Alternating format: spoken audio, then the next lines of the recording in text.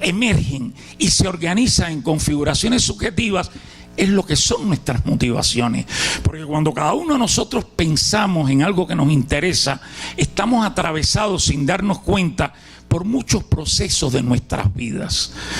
No me acuerdo quién era ayer que nos comentaba, creo que era Eduardo el otro día, cómo el Chapo Guzmán, el padre, que era un padre que le había dicho que es lo que iba a ser un narcotraficante, una cosa despectiva, un narcotraficante de quinta categoría, y cómo el desafío de la confrontación con el padre para él le representaba algo importante.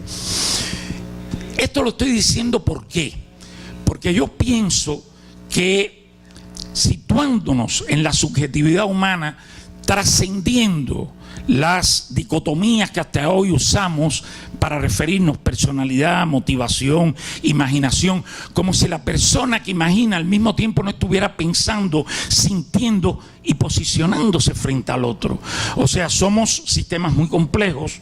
La psicología siempre nos trató de reducir a lo visible, a rasgos, a comportamientos, a tendencias observables, pero realmente somos sistemas no observables, ¿verdad? Como sistemas subjetivos.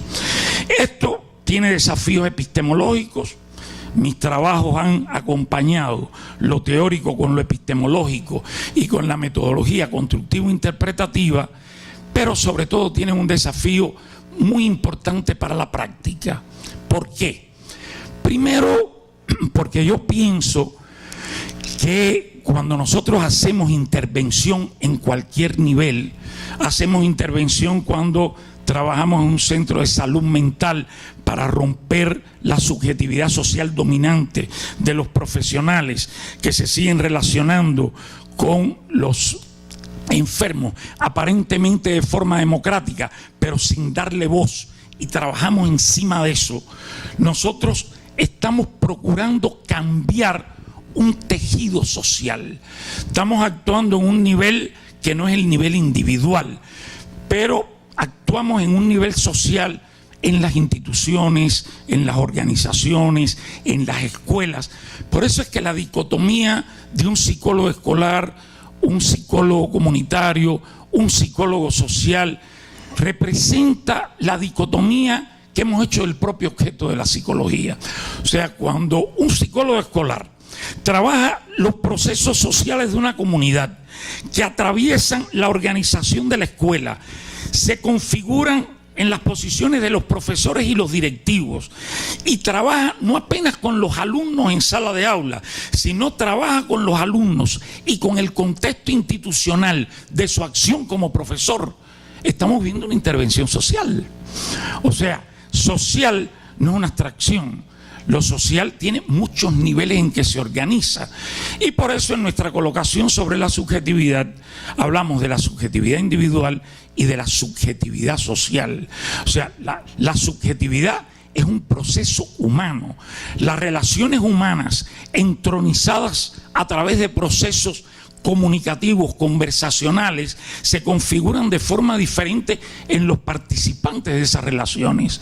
Y eso fue lo que le faltó, por ejemplo, a Moscovici, que era efectivamente la representación social es una producción simbólica que organiza una práctica compartida.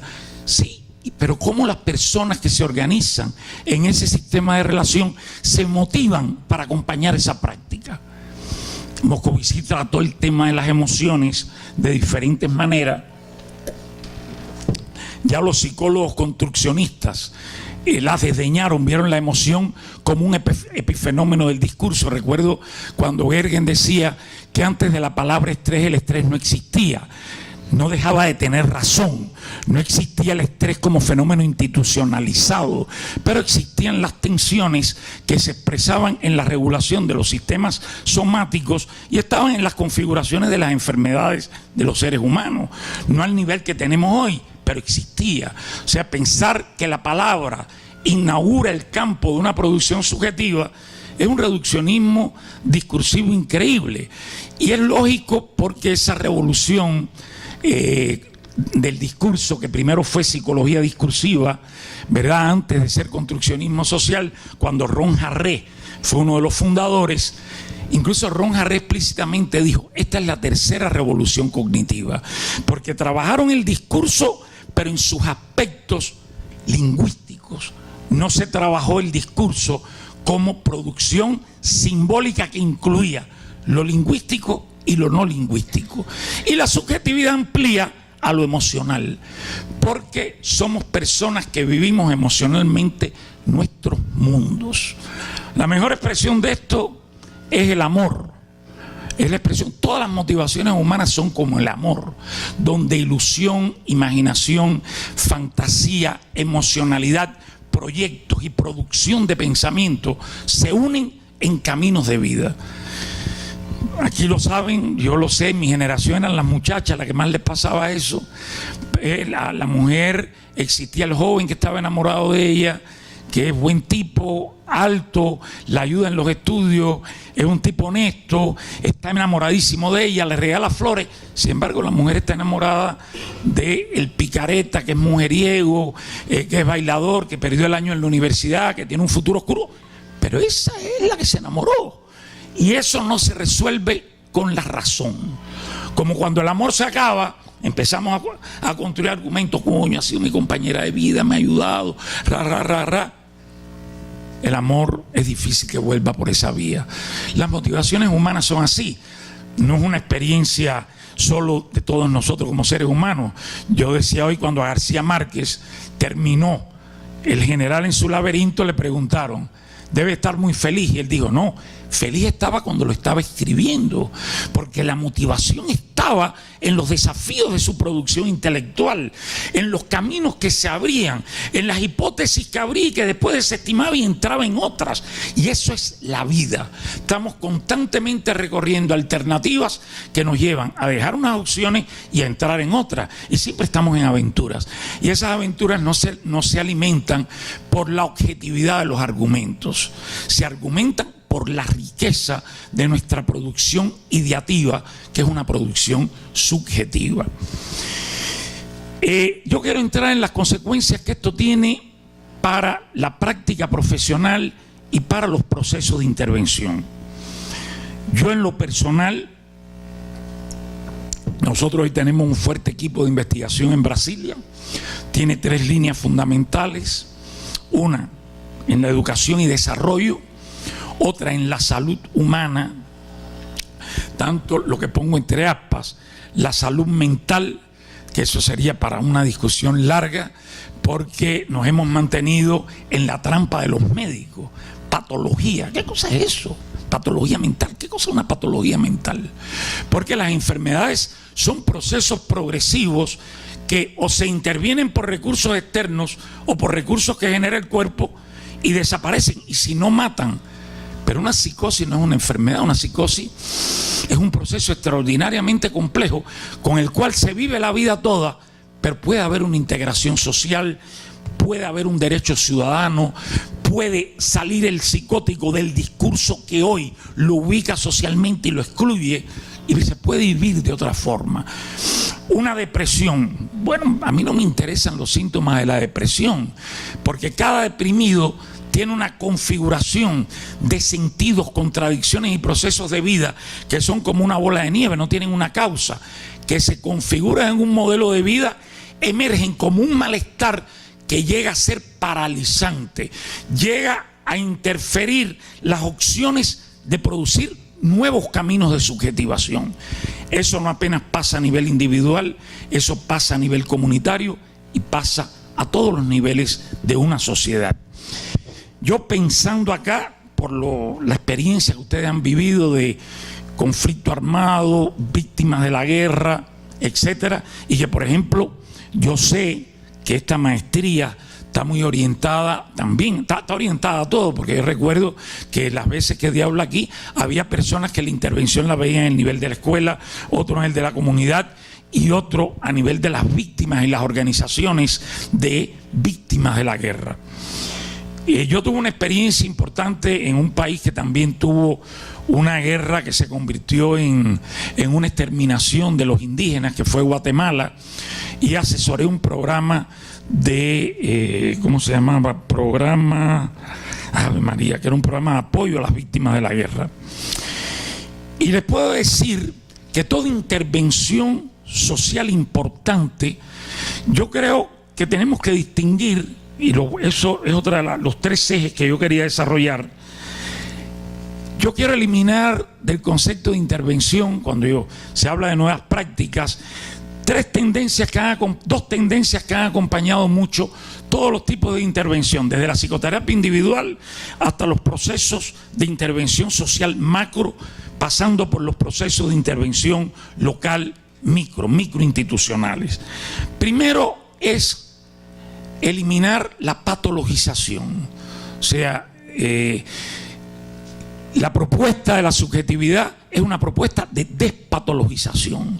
Por ejemplo, en nuestra línea de salud, que converge en esto con la línea de educación, en nuestras investigaciones sobre aprendizaje, digo nuestras porque son del equipo, son de los doctores jóvenes, son de los doctorandos, hemos visto que la mayor parte de los muchachos que no aprenden por la incapacidad de sincronizar emocional y subjetivamente con la exposición de un profesor.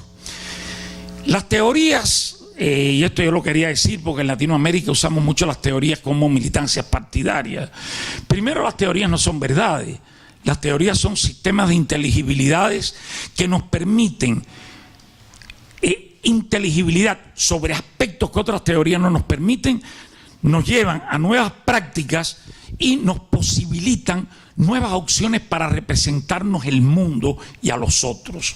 Por lo tanto, las teorías están en constante desarrollo. Si ustedes observan, no hay teorías puntuales. Hablar de psicoanálisis hoy es como hablar de investigación cualitativa. O sea, es no decir nada. ¿De qué psicoanálisis estamos hablando? ¿De Freud o de la evolución de las familias psicoanalíticas con todas sus ramificaciones y con sus tendencias más actuales de estudios psicosociales que orientan un psicoanálisis a la cultura? ¿De qué estamos hablando? Lo mismo ocurre en el behaviorismo, lo mismo ocurre en el humanismo, con el poshumanismo, en el enfoque cultural, histórico, etc. Entonces, cuando nosotros hacemos intervención, nosotros no estamos aplicando teorías, estamos usando la teoría como un recurso para organizar una práctica. ¿Qué trae la subjetividad de importante a esta práctica? Primero, reconocer que todo fenómeno se da en una cultura, ¿verdad? O sea, una tendencia que hoy existe precisamente, yo creo, que por la falta de teorización que tenemos, por el practicismo improvisado. Recuerdo cuando yo estaba en Guatemala que la cultura maya es una cultura histórica, ancestral, que hay que conocerla, y recuerdo que las ONG se metían en el campo y hacían yoga para eliminarle el estrés a los mayas. Eso simplemente es ridículo, eso no hay ni que discutirlo en un foro serio como este. O sea, es como pensar que el yoga le hace bien a todo el mundo, ¿verdad? Cuando cada cultura en la historia de la humanidad ha tenido sus propios medios de cura, y lo más interesante es que han curado. Hay muchos fenómenos que no han curado, pero a nosotros nos pasa lo mismo.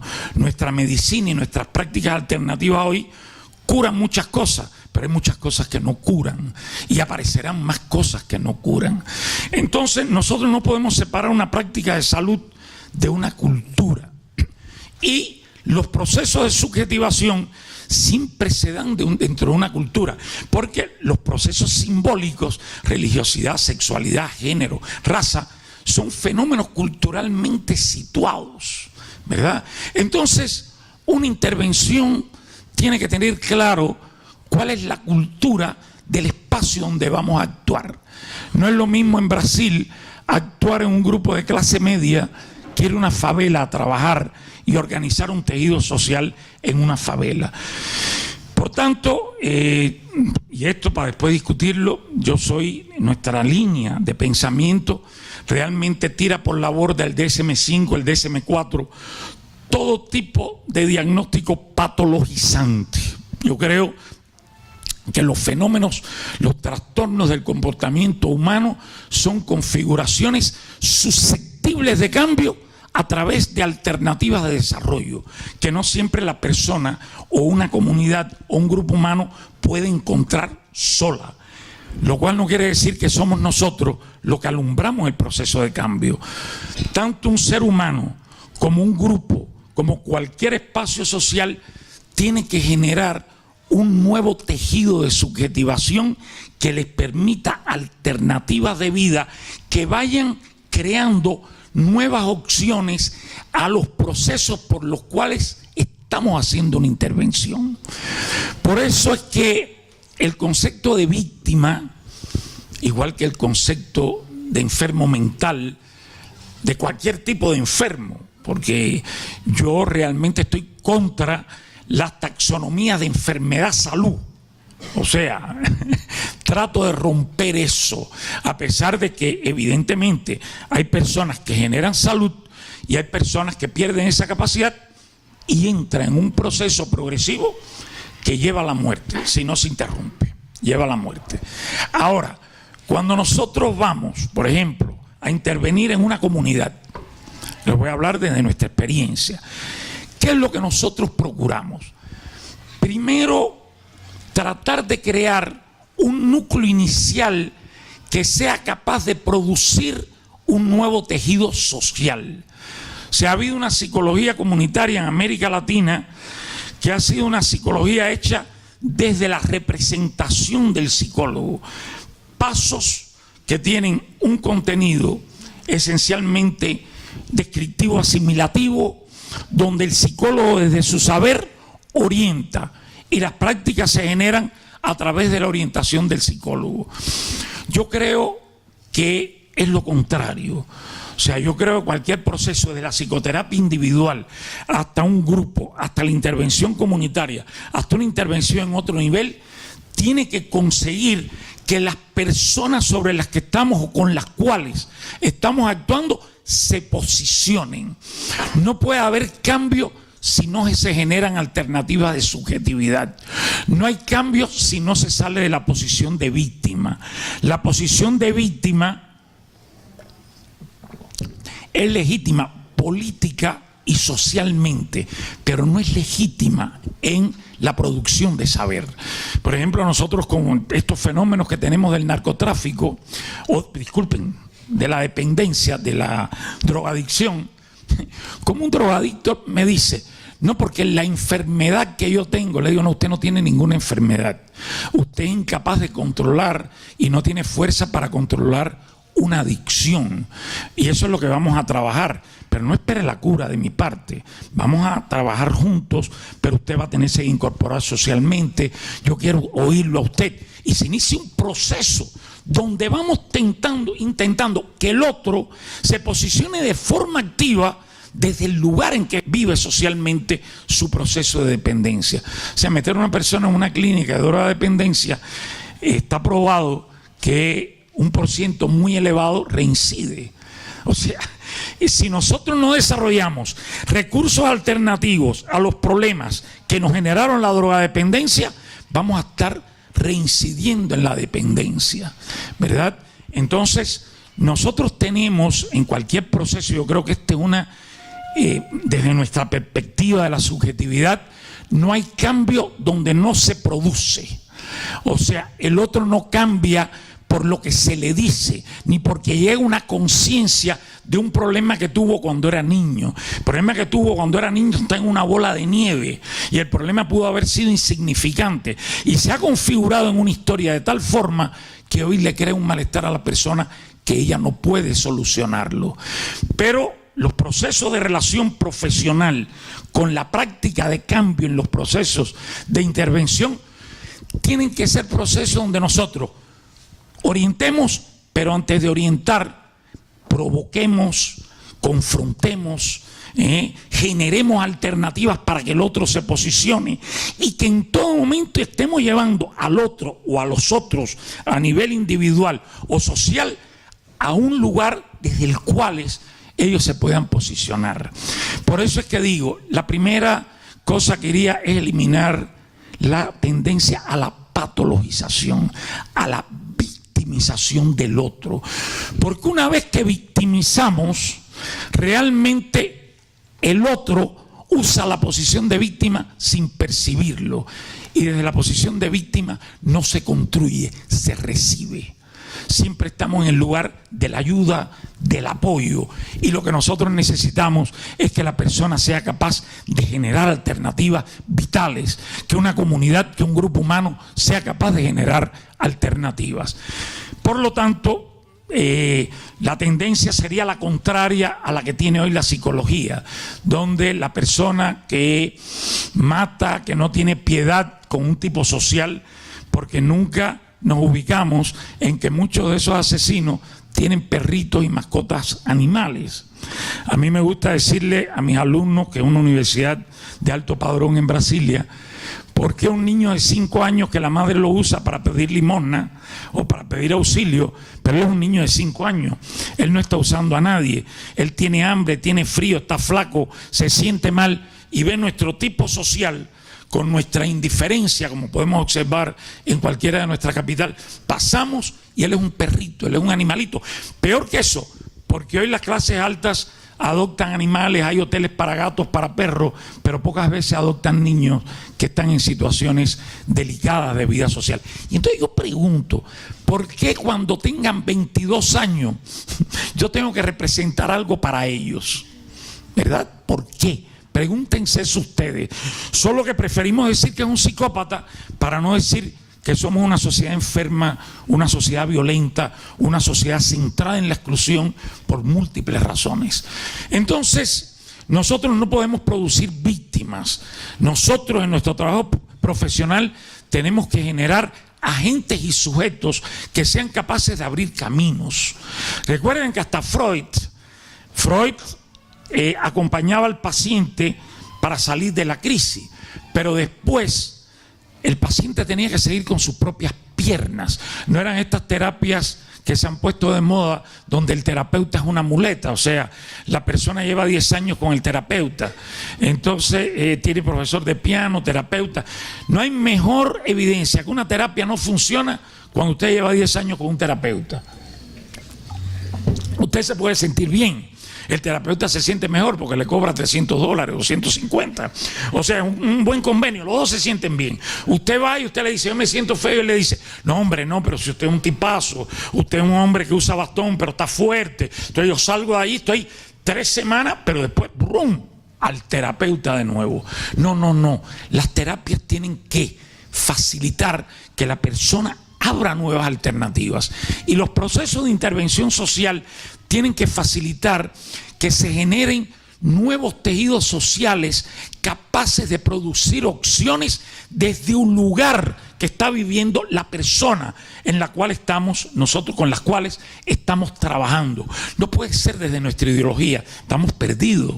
No reconoceríamos la condición cultural histórica de la subjetividad, porque por mucho que podamos entender, nunca entendemos ni nunca llegamos al saber completo del sufrimiento del otro o del sufrimiento de un grupo.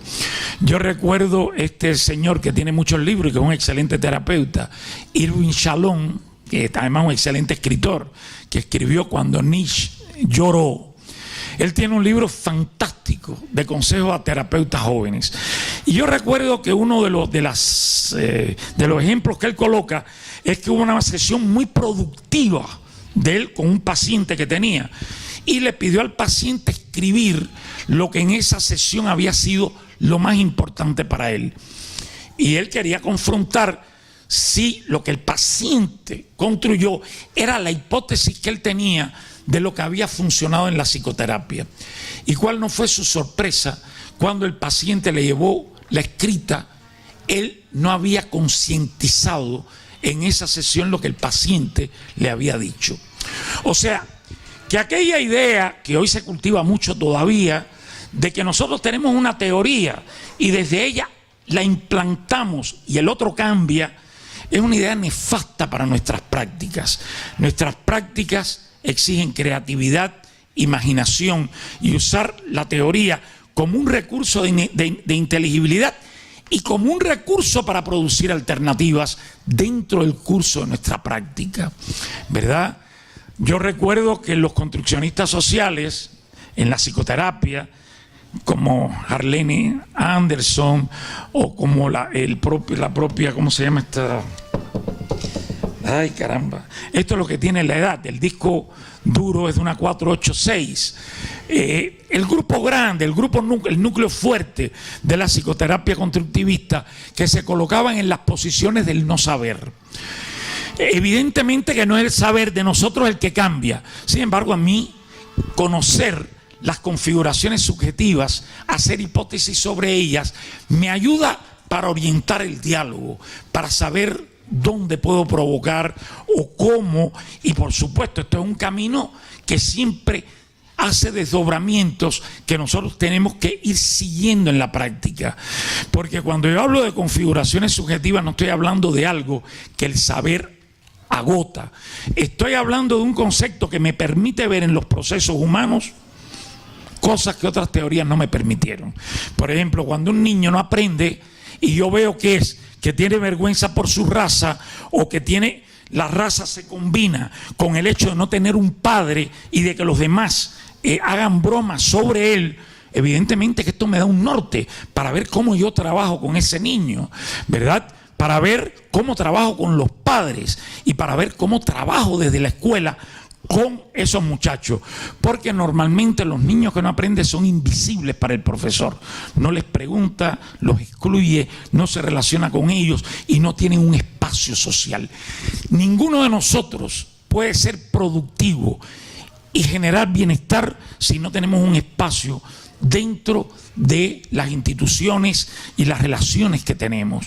Eso tenemos que tenerlo muy presente para cuando trabajamos con los núcleos sociales fragmentados por la violencia, ¿verdad? Por ejemplo, yo recuerdo que uno de los problemas más graves en Guatemala era que los propios campesinos de origen maya, unos habían colaborado con la guerrilla, otros habían colaborado con el ejército, ¿verdad? Y todavía habían resentimientos, miedos, y evidentemente que para romper con eso había que generar un proyecto de comunidad donde ellos fueran capaces de plantearse alternativas a los problemas que estaban enfrentando como comunidad.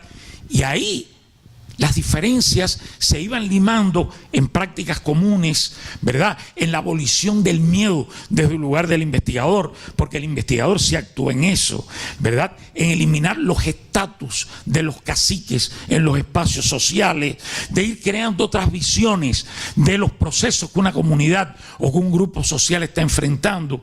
Y fueron cosas sumamente interesantes. Y fue generar nuevos tejidos sociales que permitieron nuevas opciones de subjetivación. Y, por supuesto, la subjetivación no es algo etéreo, es algo que se concentra en nuevas posibilidades de agricultura, en nuevas opciones de pequeñas empresas en la comunidad, en generar empleos en el espacio social compartido. Pero eso se tiene que ir proyectando y ellos tienen que ir desarrollándose desde el lugar en que están. Por lo tanto, la despatologización, la ruptura con la victimización, yo creo que son dos procesos centrales para pensar en prácticas de un carácter diferente. Y muy unido a esto va una idea que es un concepto que en la psicología se ha mantenido capturado dentro de la psicología educativa y del desarrollo, como si no hubiera desarrollo humano en todas las esferas de la vida. Por eso yo prefiero hablar de desarrollo subjetivo. ¿Por qué? Porque, por ejemplo, el cambio en la psicoterapia es un proceso de desarrollo. Para mí el desarrollo es cuando una persona es capaz de generar nuevos sentidos subjetivos que lo llevan a sentir de una manera distinta la experiencia y a ser capaz de abrir opciones de vida. Ahí está el desarrollo, ¿verdad? Y todos los procesos de intervención, yo creo que tienen que estar orientados al desarrollo humano. Si no hay desarrollo, no hay cambio.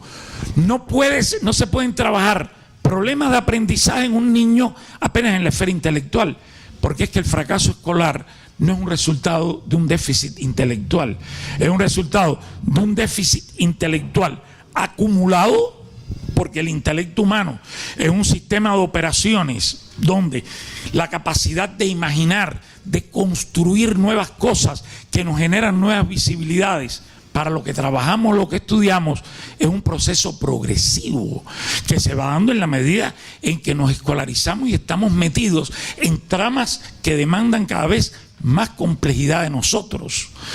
O sea, por eso es que yo no creo en la inteligencia, pero bueno, antes que yo, Vygotsky, en fin, la inteligencia, Brunner, fue un concepto realmente excluido de la psicología más progresista, de la psicología más orientada al desarrollo desde una perspectiva de la cultura. Pero para poner un ejemplo personal, cuando yo era estudiante de psicología, me acuerdo que estudiábamos historia de la filosofía por un libro muy bueno, muy interesante de historia, que era de un existencialista italiano llamado Nicolás Abagnano. Señores, yo recuerdo que aquello a mí no me entraba ni por la derecha ni por la izquierda, y yo tenía que memorizar cosas para después en la prueba ponerlas, porque yo no podía transitar con aquello. Y ya teniendo 50 y tantos años, un día llego a casa de mis padres en Cuba y veo el libro de Abagnano. Digo, coño, déjame ver el libro. Y me siento en el portal a leerlo. Pero qué simple era el libro de Abagnano, era introducción a la filosofía. ¿Por qué? Porque evidentemente el Fernando de 21 años que leyó a Abagnano no era el Fernando de 50.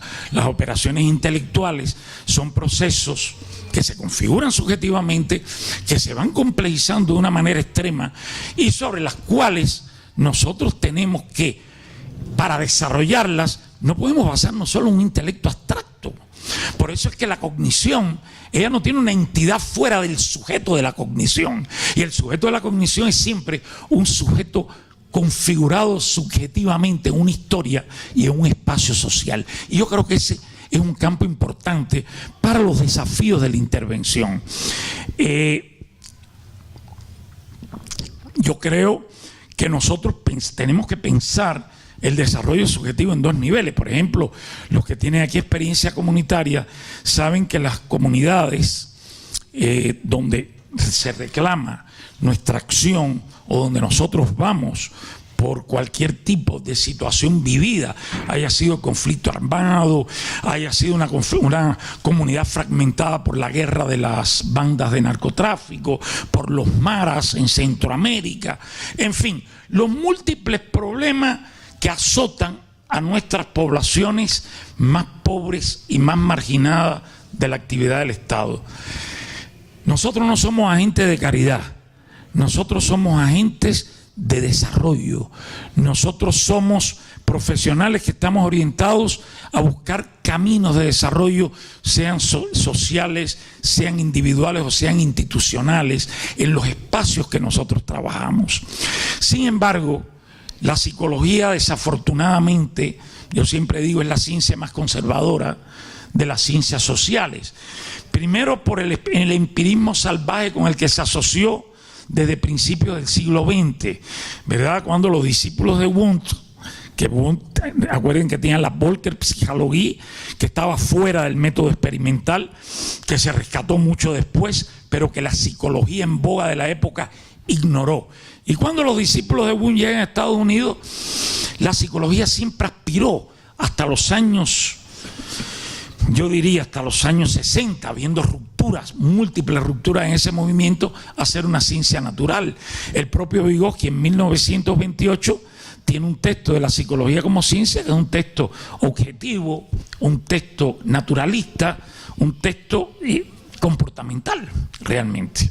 O sea que a pesar de los movimientos de ruptura, o sea, quizás ustedes no lo sepan, hoy yo decía que en la graduación de psicología debemos darle cultura a los jóvenes, porque un graduado de psicología tiene la cabecita así, normalmente.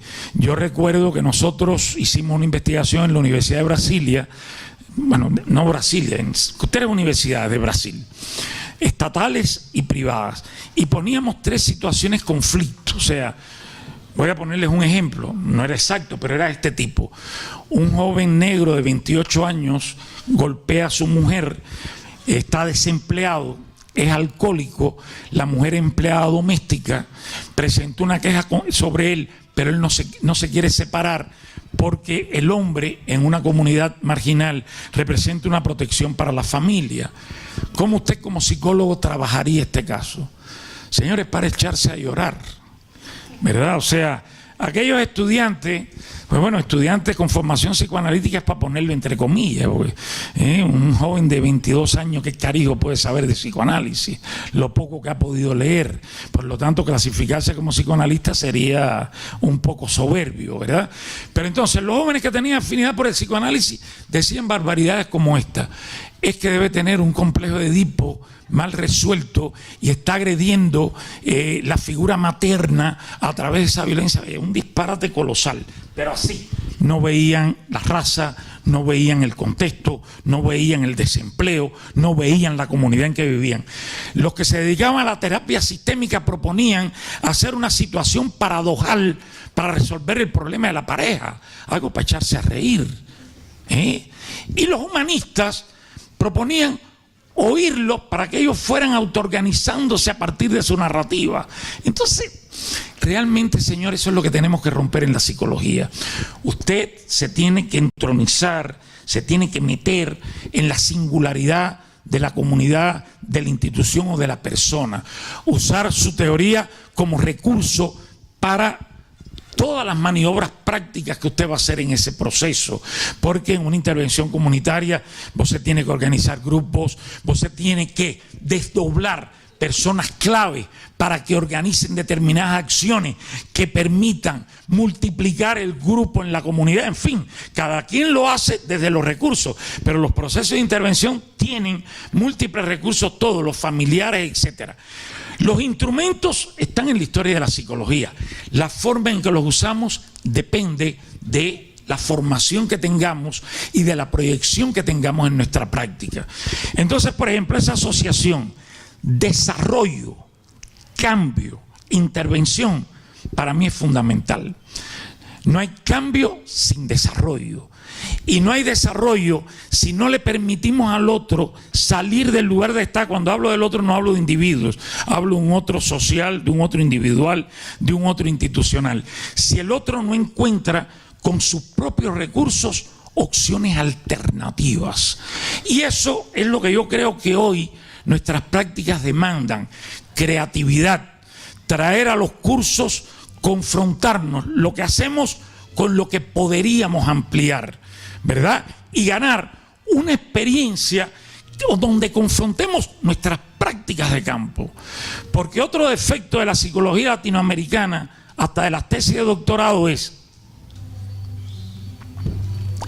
350 páginas hablando de todo el mundo, ¿verdad? De Chucho, de Vygotsky, de Aristóteles, cosas que no tienen que ver con el foco del problema, con la tesis que se defiende. Y después 45 páginas de un trabajo de campo, después de estar 4 años estudiando. Hoy nosotros hemos invertido eso. Hoy nuestros estudiantes de doctorado van al campo inclusive antes de hacer su calificación.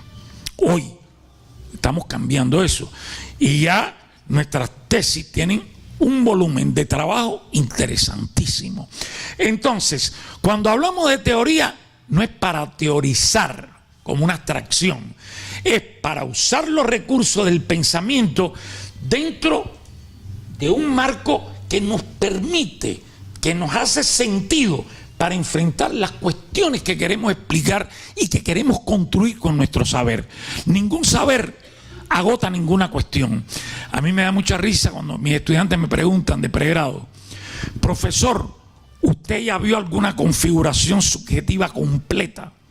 Le dije: ni la vi, ni creo que pueda verla, ni pretendo verla. Y esto es un desafío epistemológico, porque los psicólogos siempre hemos pensado que las construcciones teóricas que hacemos tienen que tener una expresión lineal en algo que permita, entre comillas, validarla. Es imposible validarla. O sea, el concepto de validación es un concepto totalmente atado a una visión empírica del saber. Inclusive hablamos de investigación empírica, eso no existe, a no ser que yo no ponga una idea en el proceso de investigación. Pero bueno, ese es un tema de la epistemología, de la metodología. Nosotros desde que entramos al campo, empiezan las hipótesis. Empezamos los indicadores, la relación entre los indicadores, abrir zonas de inteligibilidad y buscar las construcciones a partir de nuestro referencial teórico que no está impuesto. Las usamos cuando son útiles para lo que queremos construir. Porque nosotros vamos analizando las teorías y después queremos forzar. Entonces, cogemos el concepto de representación social y con él queremos ir a un campo y explicarlo todo. Imposible. La representación social solo explica la representación social. Y cuando esto se convierte en una herramienta útil para explicar una dinámica sobre la que estamos trabajando o sobre la que estamos interviniendo. Entonces, como yo les decía, los conceptos de sentido subjetivo, de configuración subjetiva, han sido conceptos que me han permitido visualizar en los campos de investigación cosas que otras teorías no permitieron. Las teorías funcionan en tanto tienen valor para producir saber y para generar prácticas. Y ambas cosas van relacionadas. Es imposible separar las prácticas del saber. O sea, eso sería totalmente imposible. Sin embargo, para esto tenemos que superar varios vicios que desgraciadamente en América Latina hemos tenido. Primero, leemos poco. Segundo, preferimos consumir teorías a producirlas. Tercero, creemos que la teoría es una cosa que está en la estratosfera y creemos que las tenemos que traer para usarlas, aplicarlas al problema y terminamos embutiendo el problema en significados que realmente simplifican y mediocrizan la forma en que vemos el problema. Entonces, ya para cerrar y pasar las preguntas y a las cuestiones, yo los invitaría a ustedes a que pensaran.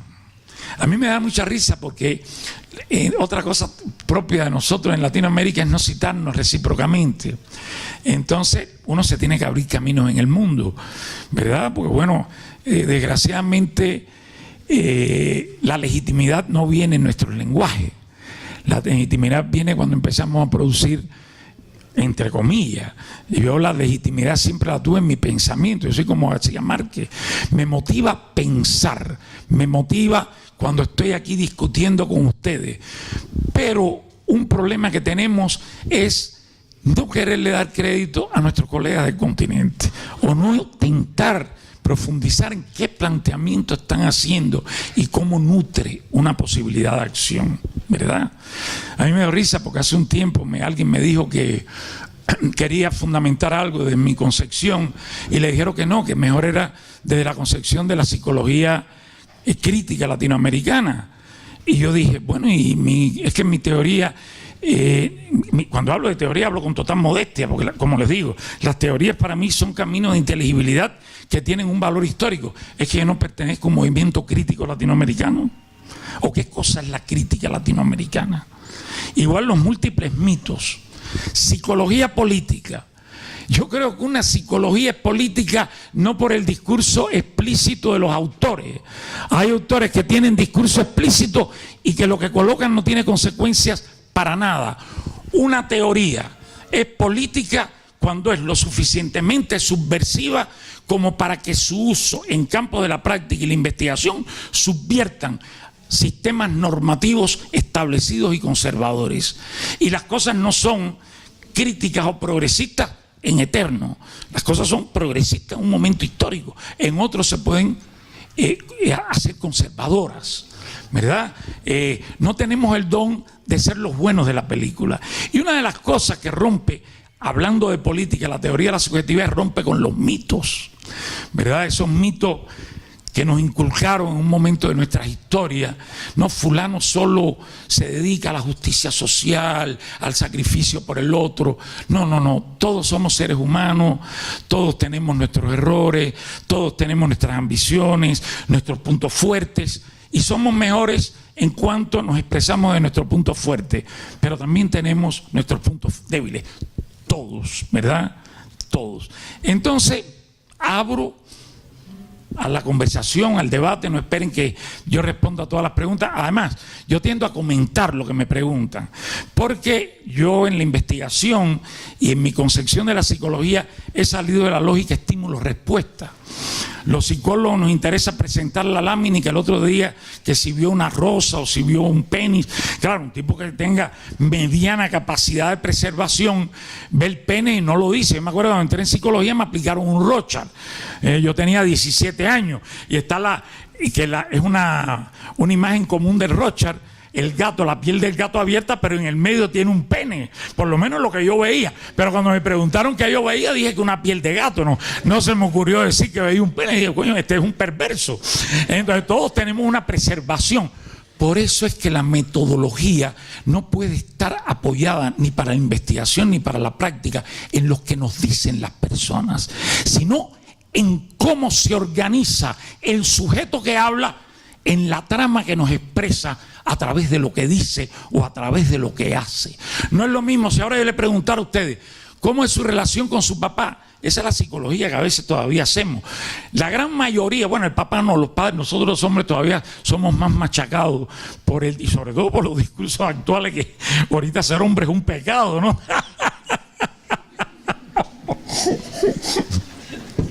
Ahorita decir que uno no es bisexual, mis alumnos pero profesor, su lado femenino, bueno, ustedes me disculpan, pueden ser preconceptos, pueden ser, pero yo nunca me lo descubrí mi lado femenino, ¿verdad? No estoy en contra de tenerlo, si lo tengo, pero no me lo descubrí todavía. Ya creo que no me lo voy a descubrir, ¿verdad? Y el problema, porque entonces nos vamos a caer en el psicoanálisis tradicional.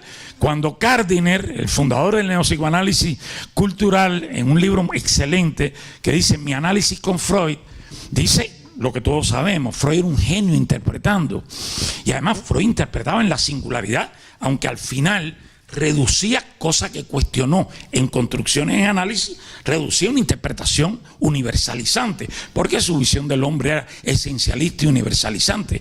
Sin embargo, dice Gardiner, me ayudó a superar y a entender mi miedo por las máscaras. Sin embargo, me tuvo toda una vida buscando un homosexualismo deprimido que nunca encontré, y que si hubiera empleado ese tiempo en otras cosas, quizás hubiera vivido mejor. Muy simpático, porque ahí están las cosas que se nos imponen como concepción. No, nosotros tenemos, a mí no me interesa si usted tiene un homosexualismo reprimido, a mí lo que me interesa es que usted sea feliz. Si lo tiene reprimido y en algún momento sale, ya usted será feliz con su homosexualismo. Pero yo no tengo que buscarlo. Yo lo que tengo es que ver y procurar por diversas vías si usted es una persona feliz. Si usted en su sexualidad es legítimo, es honesto consigo mismo. Esas son otras cosas. Pero el ejemplo que yo iba a poner, si yo preguntara, ¿y cómo es su mamá? Todos me iban a decir, mi mamá es buena, sacrificada, excelente la vieja. Ahora, es muy distinto que yo pregunte eso, y por eso la idea de sistemas conversacionales superó la idea de entrevista, a que yo le diga, hábleme un poco de su familia.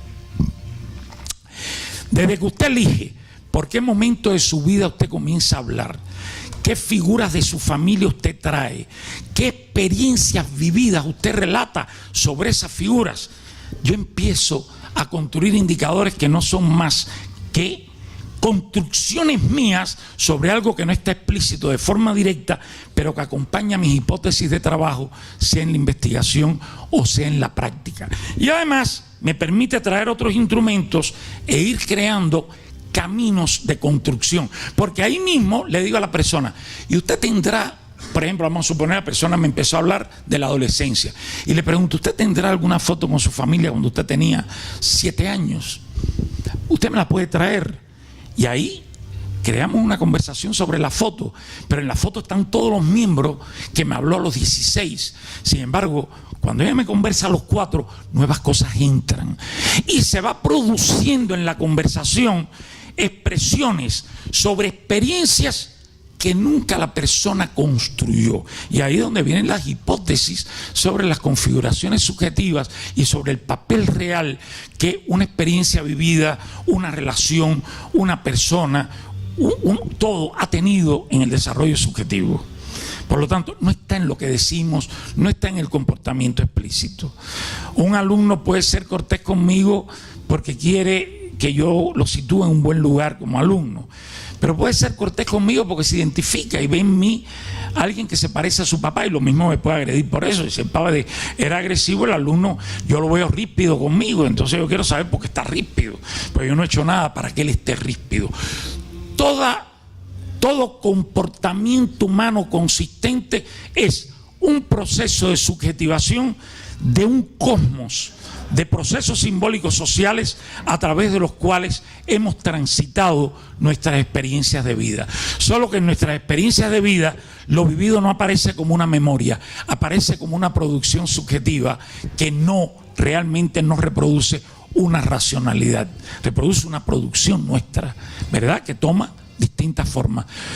Uy, ese grupo vino a clausurar el acto. Excelente, eso es propio de América Latina también, los felicito. Van a aprender mucho.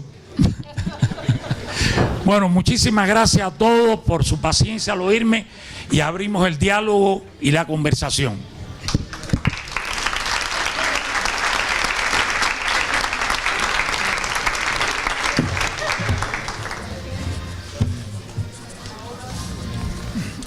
Sí, usted. Perdón, los que salen se puede cerrar la puerta, que está el tema de la música. Gracias. Entonces, bueno, abrimos tiempo para preguntas y comentarios. Estamos medio cortos de tiempo.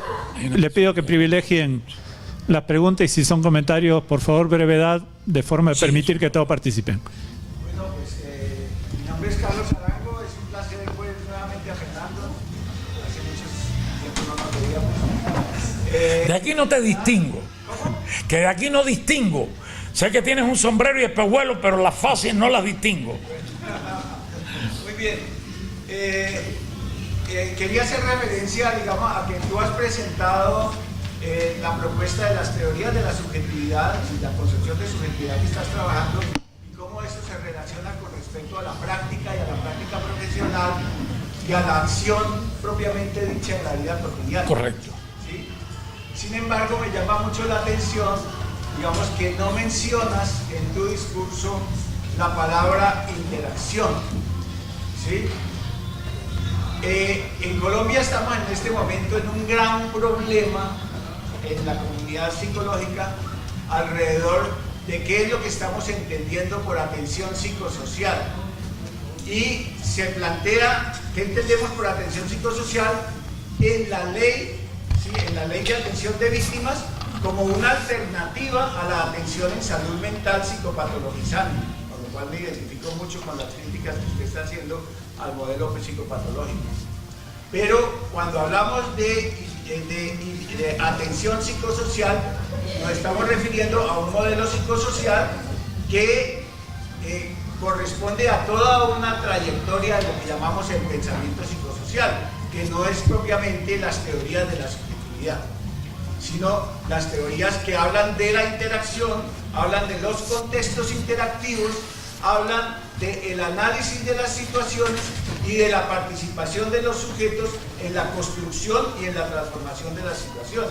Entonces la pregunta que yo quiero hacerle a usted es, en el trabajo que usted ha hecho, ¿cómo considera el enfoque del interaccionismo simbólico de George Herbert Mead y todas las teorías que se han derivado de ese pensamiento, donde está la fenomenología social de Lyle y Cooper, de Schutz, está el trabajo de Erving Goffman sobre escenarios, donde están las mismas relaciones sociales marxistas, es decir, donde está la teoría de la acción comunicativa, que es lo que se considera la corriente del pensamiento psicosocial. Entonces me gustaría ver cómo relaciona lo que usted está trabajando con el campo propiamente psicosocial.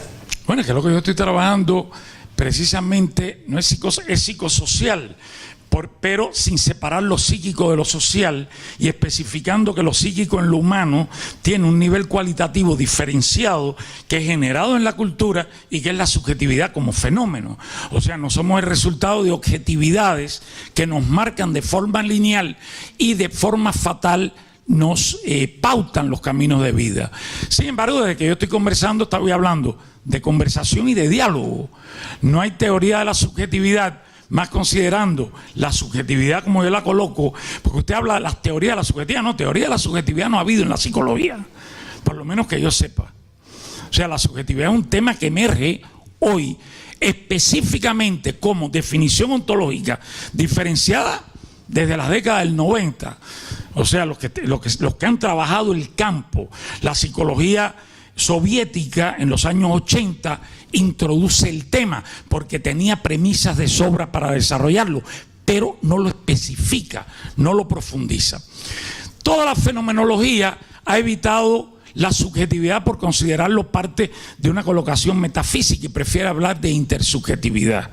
El problema es que no hay un inter sin dos sujetos que a la vez que están generando un espacio de subjetivación que está atravesado por una subjetividad social, están produciendo subjetividades propias que son parte de ese espacio. O sea, usted habló del sujeto, ahora ¿qué sujeto es ese? Porque todos los métodos MIT, etcétera, no, el lugar del individuo no aparece como generador del espacio social. El espacio social es hegemónico sobre los individuos. Y mi planteamiento desde que comencé a hablar es: el individuo es inseparable de la trama social. El individuo, la acción de un individuo, un camino de subjetivación, abre nuevos espacios de subjetivación social que llevan a la modificación social. Por tanto, nos configuramos dentro de lo social y somos agentes de transformación, no en una relación lineal. Evidentemente que lo social institucionalizado ejerce una presión sobre nosotros a través de discursos dominantes, de los procesos simbólicos que caracterizan el orden social, que no era el interaccionismo social de Mitt, porque Mitt todavía no tenía una noción realmente, por ejemplo, de los procesos discursivos que organizan el orden social, porque el discurso no había entrado, no porque Mitt fuera peor, mejor o peor, Entonces, Mitt trata de hacer una sociología centrada en la interacción, pero omite, como toda la tradición sociológica, con excepción de las más recientes, ¿verdad? Omite al sujeto individual, a ese sujeto que es inseparable de una trama social, porque genera dentro de ella. Y la Escuela de Frankfurt apela al psicoanálisis para el lado subjetivo de los procesos sociales, una cosa que a mí siempre me llamó la atención. Entonces eso es como yo lo veo.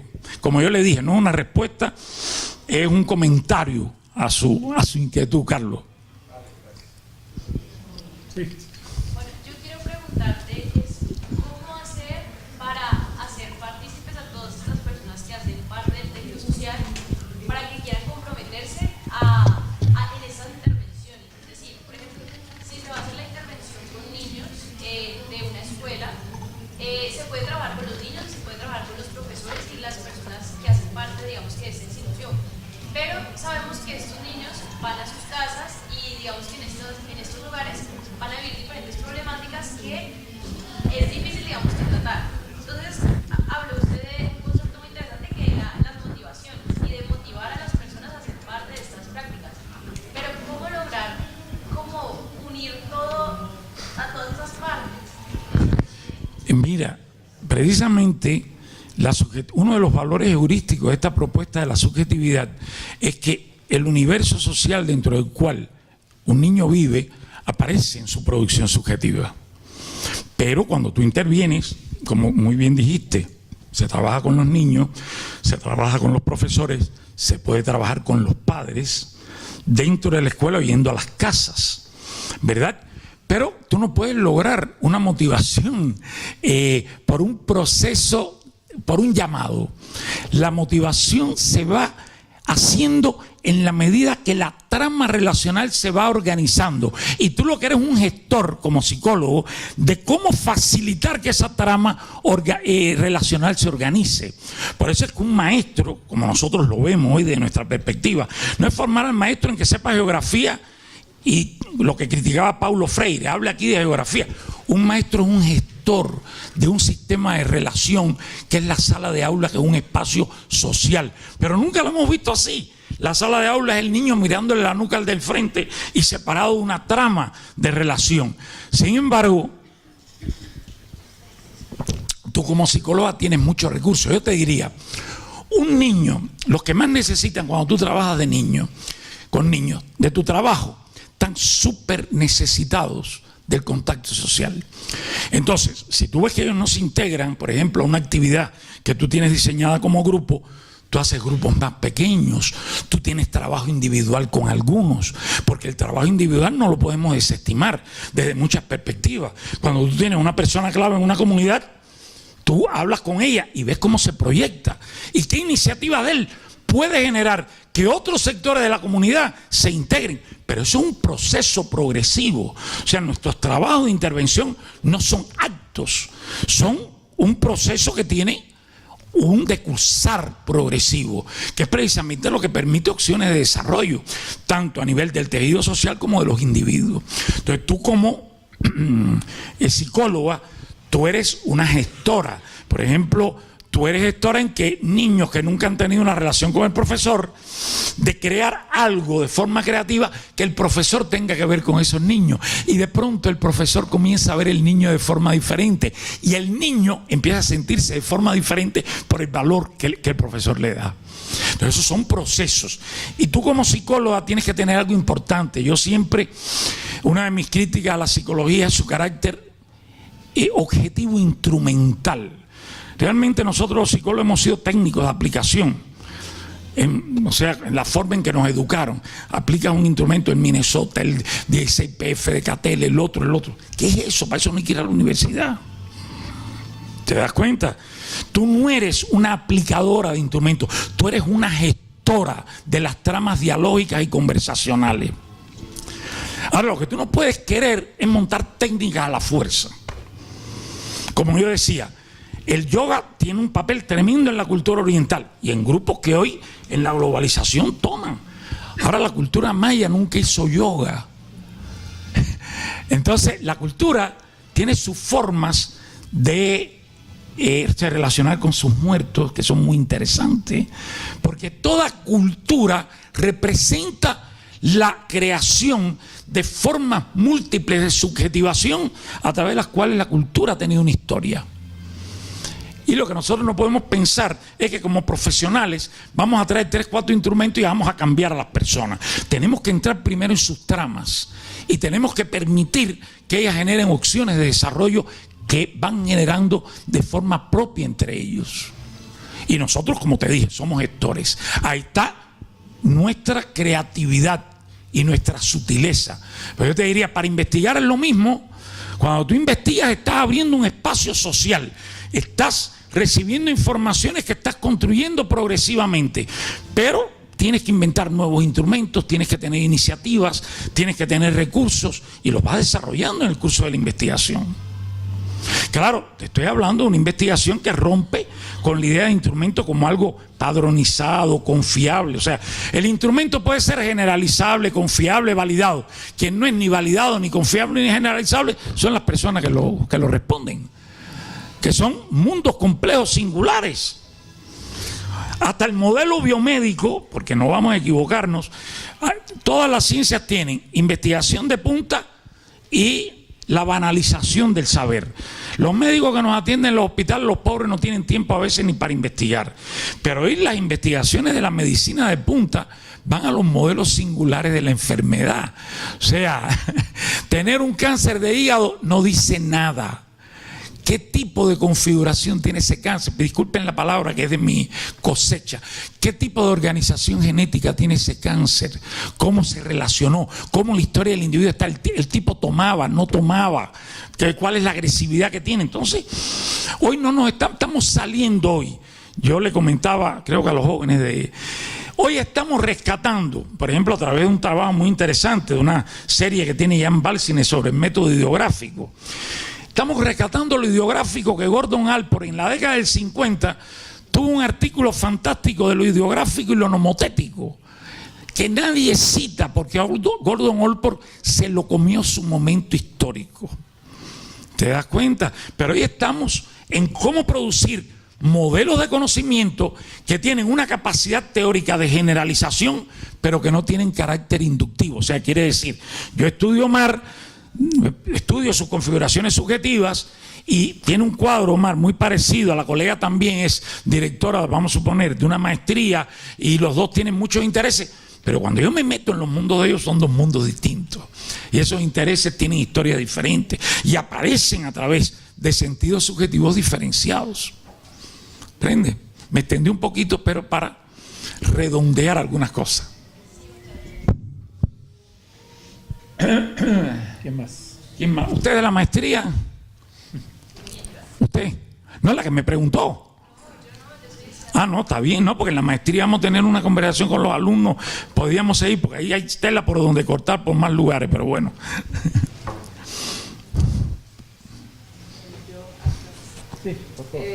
Primero expresarle a usted, señor González Rey, mi admiración, porque lo admiro mucho, admiro su teoría y la he seguido desde el pregrado.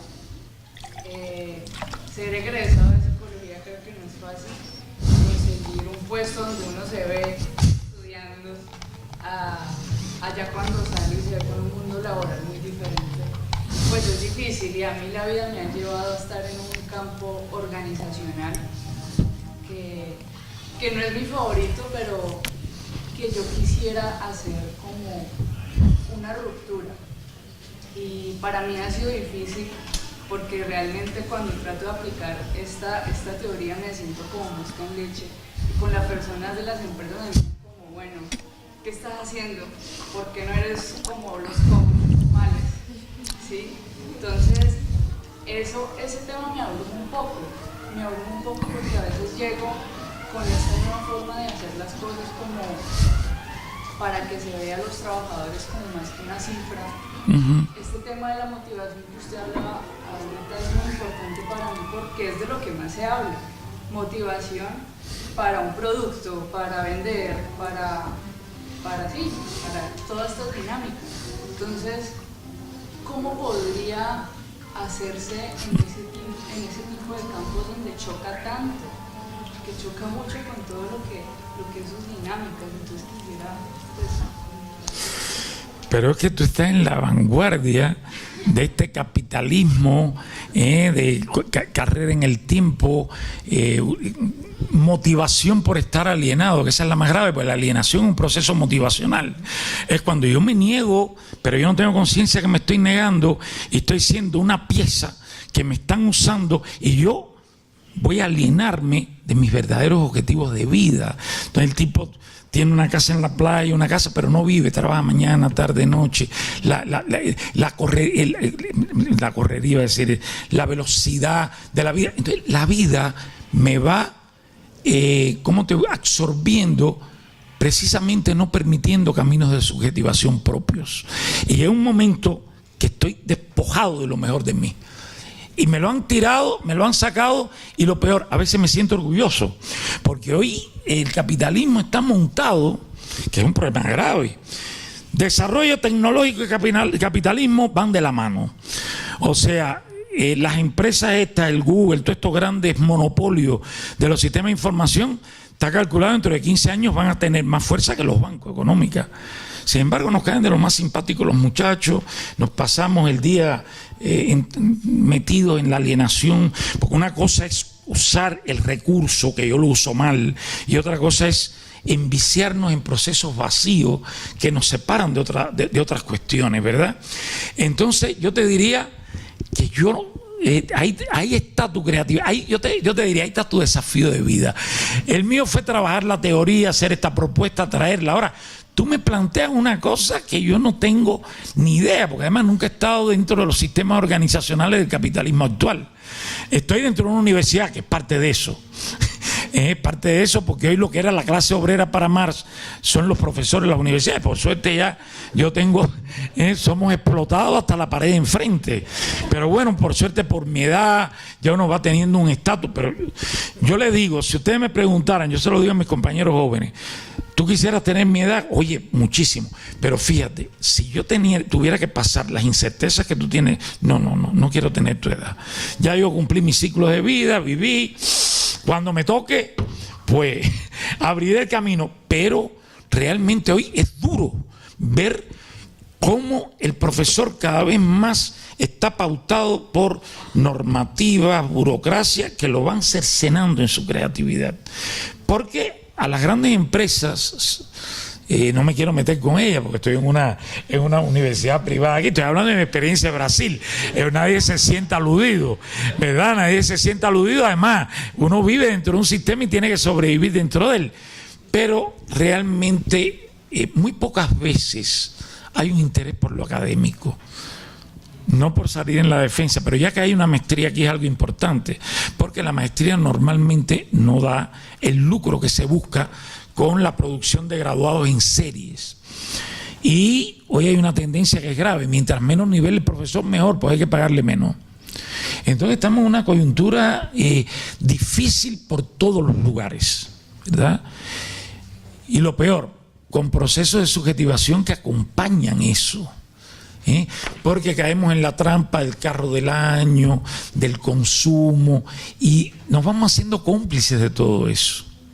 O sea, uno vale por lo que uno es capaz de generar para vivir, ¿verdad?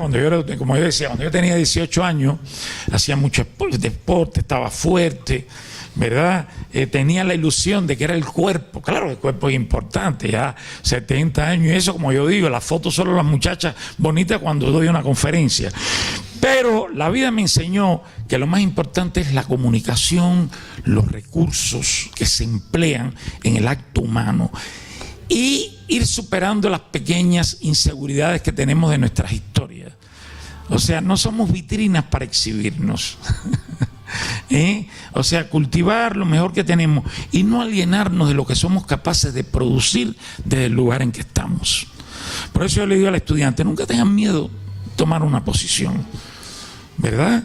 Y casi siempre cuando tomen posiciones creativas, a lo mejor encuentran la oposición hasta mía si soy su profesor, porque lo nuevo tiene que ir abriendo espacio. El otro no lo critica usted porque sea malo, sino porque no lo ve, ¿verdad?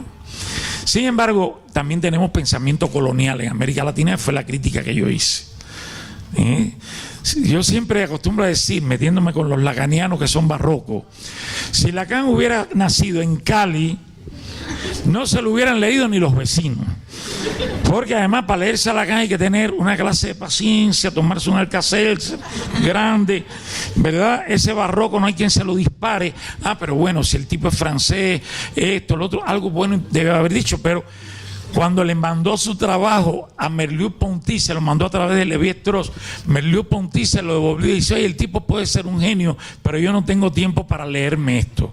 Entonces son cosas complicadas. Entonces por eso parece que no, la historia es anécdota, pero las anécdotas también nos dan ángulos para ver los fenómenos de la historia. Entonces, en efecto, no te respondí, no te resolví el problema, te lo aumenté, porque creo que la gestora del problema eres tú. Y ahí está el valor, ahí está la aventura. La intervención. Claro. Bueno. ¿Alguien más? Bueno, qué bueno que se han mantenido, porque la subjetividad social de Brasil se te va vaciando el auditorio y es un momento que hay más gente aquí que allá. Entonces, a esta hora, ¿verdad? Después de un día de actividades, por los jóvenes que vinieron, que ahora les voy a dar la conferencia de nuevo. Salvo los jóvenes que vinieron, que están frescos, están en plenitud, ahora van a correr 400 metros ahí en la pista de acá. Yo creo que realmente a esta hora tener la capacidad de mantenerse aquí y estar atendiendo, yo se los agradezco, porque no es una tarea fácil. Una pregunta más. Sí, una pregunta más, ¿cómo no? Pero todo lo que empieza termina. Sí, ¿quién es usted? Buenas noches. Buenas. Profesor, para mí es un placer saludarlo. Realmente nos graduamos gracias a usted. Y es porque hemos trabajado su teoría, perspectiva que tiene usted de la teoría de la subjetividad, en especial la lectura que usted hace de las representaciones sociales, que en lo particular nos parece muy interesante, y lo realizamos precisamente alrededor de la producción subjetiva que unos jóvenes le dan alrededor del consumo de sustancias psicoactivas. Creo que eso nos ha permitido abrir una brecha, y ahora desde un poco más desde lo profesional y en la práctica me permite situarme desde el asunto de las representaciones sociales que se tienen alrededor del accionar como el psicólogo, y es decir, porque me encuentro desde una organización y estoy trabajando desde el espacio socioespacial de la familia, y es precisamente porque se considera desde la subjetividad social que parte o elemento fundamental para, digamos, restablecer ese tejido social a nivel de las relaciones familiares es el vínculo familiar, es el vínculo afectivo. Yo quiero saber cuál es su opinión al respecto, Y de pronto, ¿qué otra perspectiva tiene frente a esa representación social que nace desde la subjetividad social que se tiene en el accionar por esa rama para realmente establecer o, por decirlo así, volver a que estas familias realmente, que son parte de un sector muy vulnerable de aquí de la ciudad de Cali, como que reestructuren o se pregunten o se vuelvan a restablecer ese tejido social que evidentemente por las situaciones económicas, por las posibilidades o las pocas posibilidades que ofrece este país, pues se encuentran fracturadas todas estas. Mira, uno de los problemas es que el afecto no sigue lineamientos teóricos ni racionales, se va generando en procesos de subjetivación que están en la relación misma.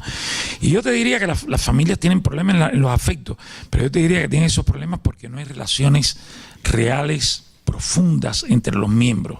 Pero además una familia es una configuración, tú lo dijiste, subjetiva social, pero que está atravesada porque cada miembro de la familia participa de otros espacios de subjetividad social y por lo tanto en la familia convergen producciones subjetivas diversas que se tienen que negociar, que se tienen que reflexionar y que tenemos que trabajar con tiempo. No era la antigua terapia familiar que veía en la familia una unidad cerrada en sí misma. No, la familia está atravesada por todos los procesos de la comunidad y de una sociedad, por discursos dominantes, por representaciones. Entonces eso tú lo tienes que trabajar en el diálogo, pero en el diálogo con la familia y de los miembros de la familia entre sí.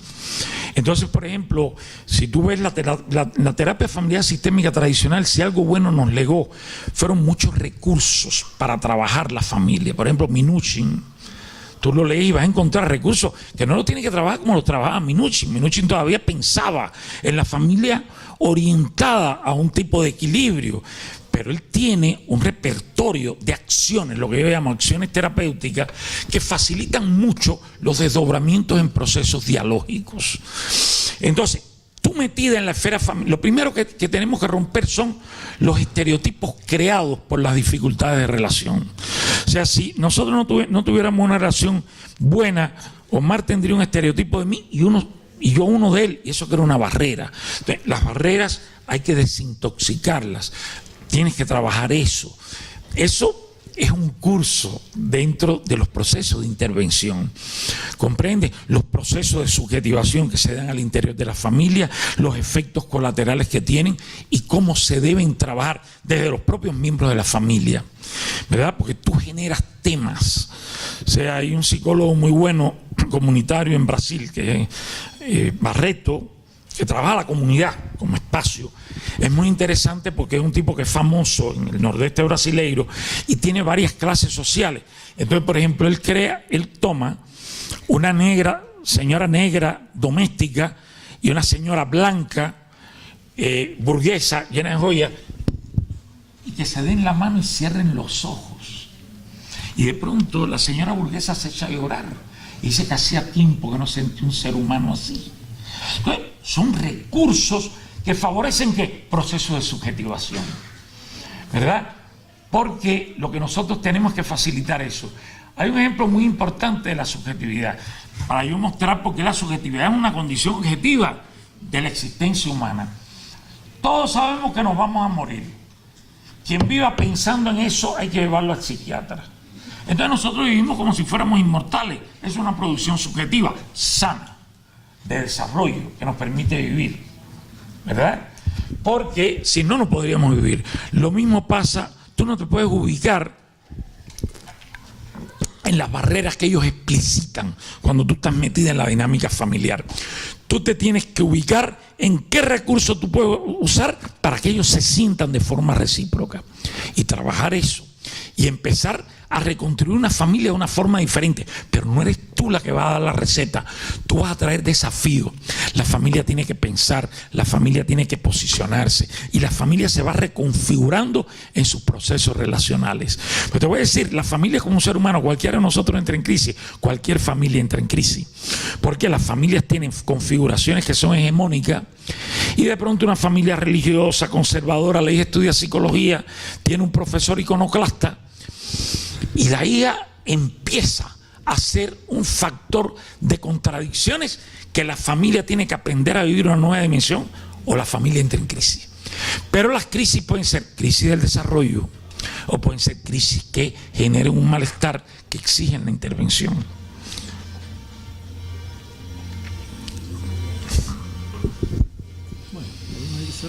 Sí, yo creo que sí. ¿Cómo no? Ha sido un gusto estar con ustedes.